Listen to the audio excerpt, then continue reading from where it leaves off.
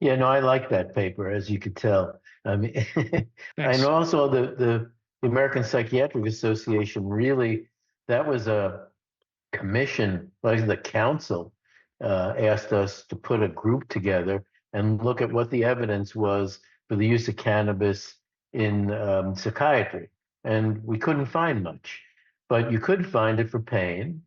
Yeah, And we not should not talk not about much, that. right? I mean, there is not much evidence there. So I think that, in the world, there are, so we mentioned there are three FDA approved cannabinoids in the United States.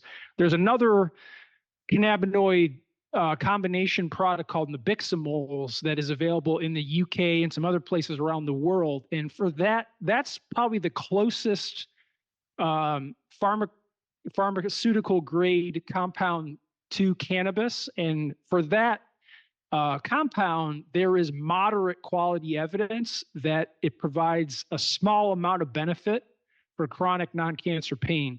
That's about as good as we can do.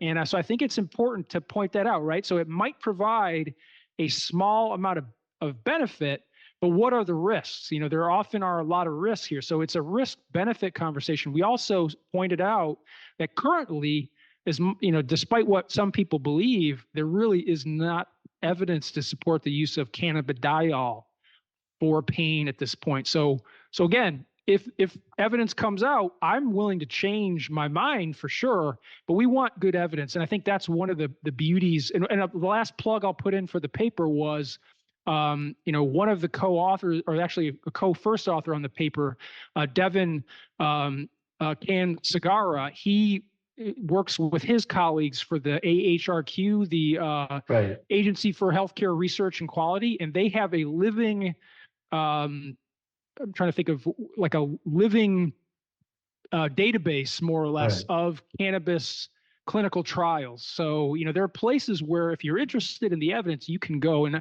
the Annals paper reviews some of that, but there are a lot of groups that are really interested in knowing exactly where the level of evidence is currently. But again, the changes in regulations and access and potency all preceded evidence. Yeah, definitely. I mean, I think that the interest in it, the policies have not been tightly correlated with the evidence, unfortunately. One of the things that I've said for years is that the interest is ahead of the evidence, unfortunately, in this area. So I wish it weren't that way, but that's kind of where we are.